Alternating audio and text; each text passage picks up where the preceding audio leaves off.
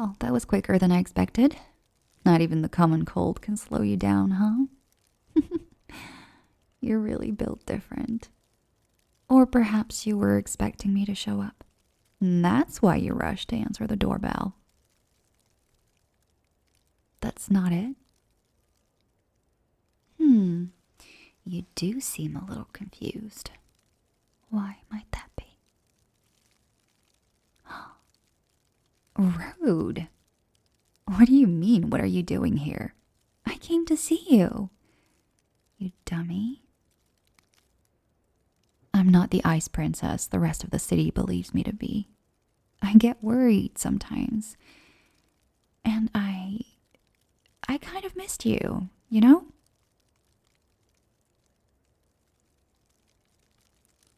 Yeah, well, that's the closest you're getting to a confession from me. Now move out of the way, because I need to take care of you.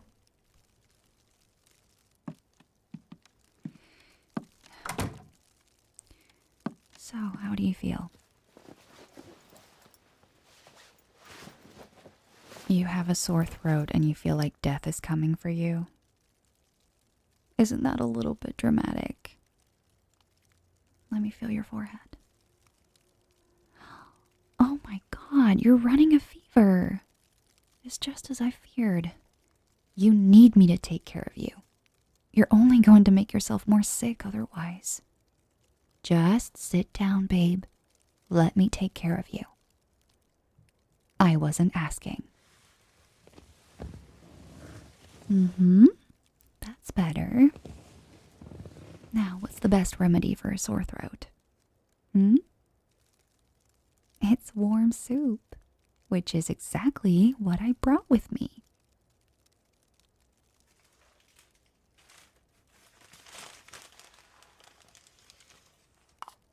Here you go. Yeah, it's from that little store near Central Station. The one you like so much. But don't read too much into it. I only happened to pass by that store on my way here. And I was suddenly and inexplicably gripped by a mildly alarming urge to purchase soup for somebody else. But it could have been for someone else. Just lean back against the couch and have your soup. It'll help with your throat.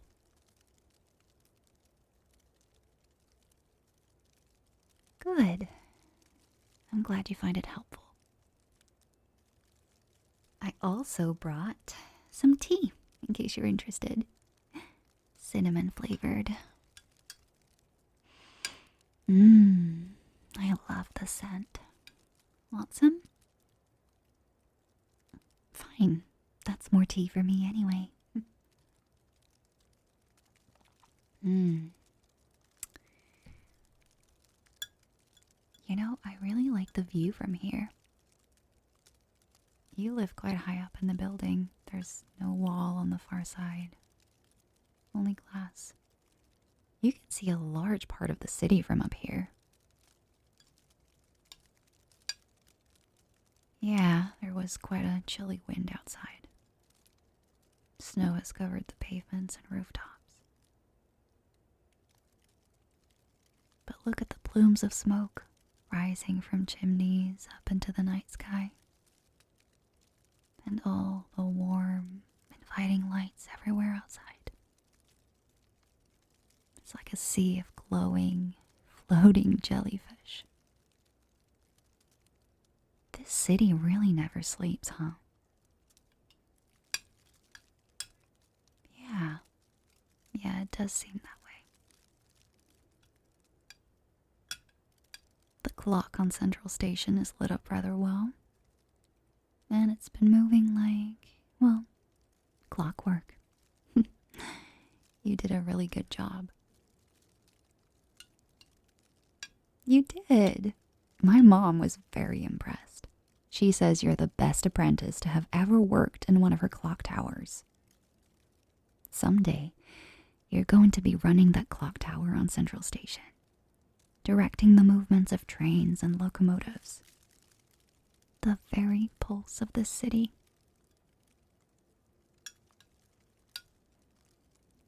We made most of our wealth through industry and railroad, as you know, but my mom has always had a soft spot for clocks. especially that one. She was delighted when you agreed to help restore it. Maybe that's when you caught that cold. I watched you repair it because I didn't want you to get hurt. Somebody had to babysit you. Just drink your soup.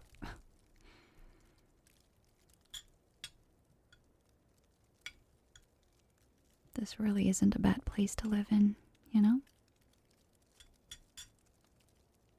I wasn't talking about your apartment. I'm still undecided on that. I meant the city where I met you.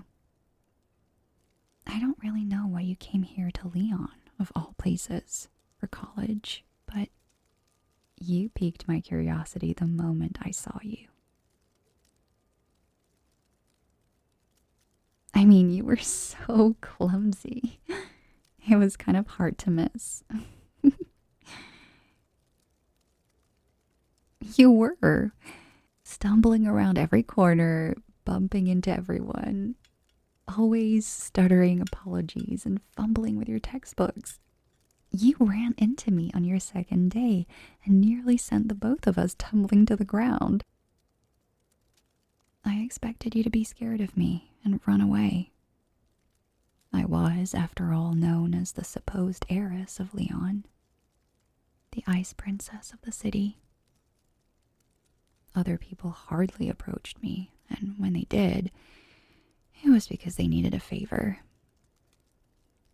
But I was wrong about you. You just laughed awkwardly and suggested you make it up to me over coffee. And I just stared at you blankly for a few seconds, didn't I? I kept asking myself, were you really asking me out? No need to start stuttering again, babe. Save your explanations. Halfway through our coffee date, I figured out you were just being nice. You just wanted a friend, didn't you? And for some reason, you'd chosen me. Oh, come on. It wasn't my personality you were attracted to. I'm pretty sure it was something else. Hey, it's cool. To be honest, I was sort of, checking you out too. And you know what I realized? You're kind of cute. Like a shy, lost puppy. I really don't mean that in a demeaning way. The more I saw you and talked with you, the more I wanted to protect you. I guess I decided I'd, take you under my wing. Make sure you were fitting in well at college. Show you around the city. Those were some good times.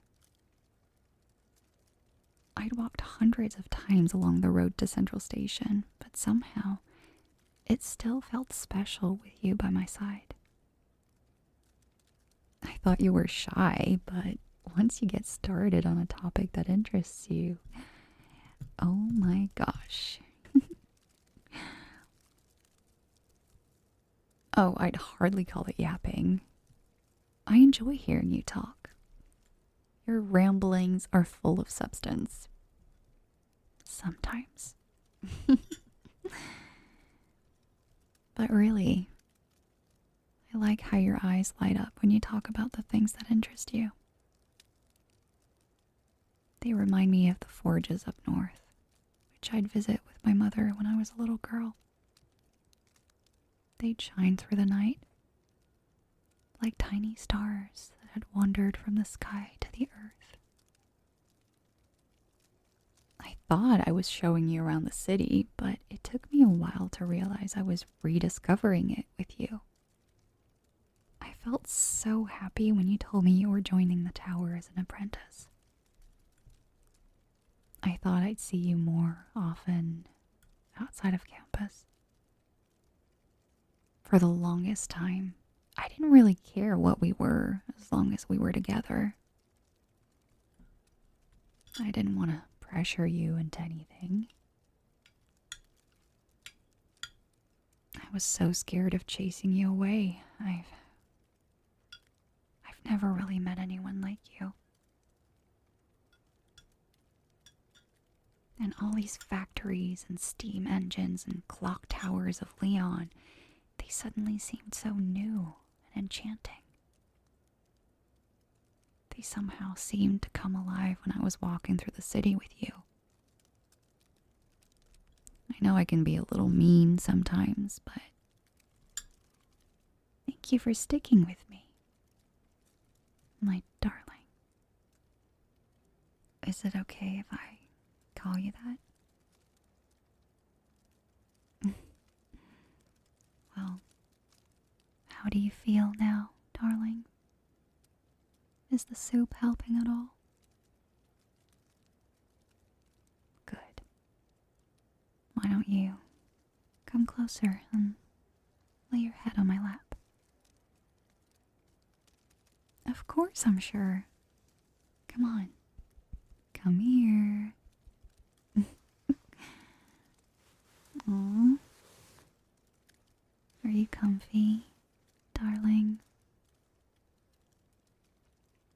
It makes me melt when you look at me like that. You're the most precious thing ever. Looking up at me with those puppy dog eyes. I know yesterday was supposed to be our first official date.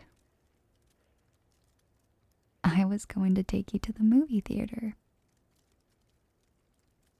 But it was just an excuse to lean into you and hold your hand as a romantic scene came up. And then eat all of your popcorn while you were distracted, of course. Do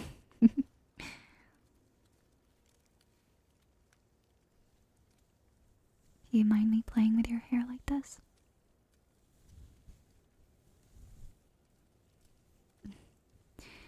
Well, I was also going to take you to my favorite cafe. It's a little high-end, maybe a tiny bit pretentious, but oh, their cappuccinos. They make the best cappuccinos this side of the country. So we'd sip coffee and eat waffles and stare into each other's eyes, completely oblivious to the world outside. What then? Well, then I would lean in, brush your hair out of the way, and kiss you.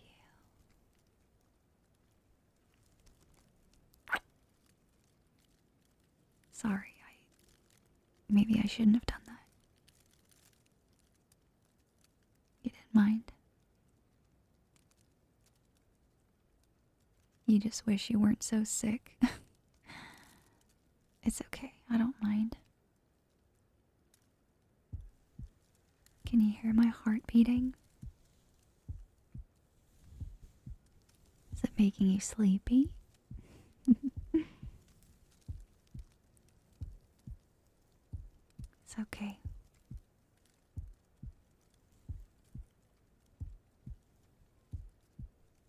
Don't worry about our date. It isn't your fault for not being able to show up. I know I'll most definitely catch your cold, but honestly, I've made my peace with it.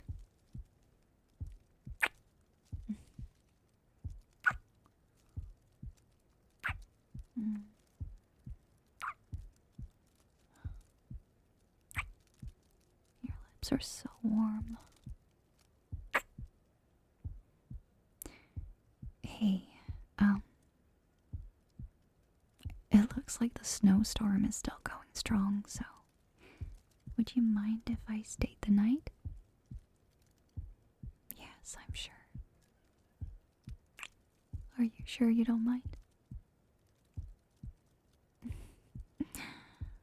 Oh, darling, I really, really, really like you too. You mean so much to me. So much much that I'm ready to catch a cold just to spend the night with you.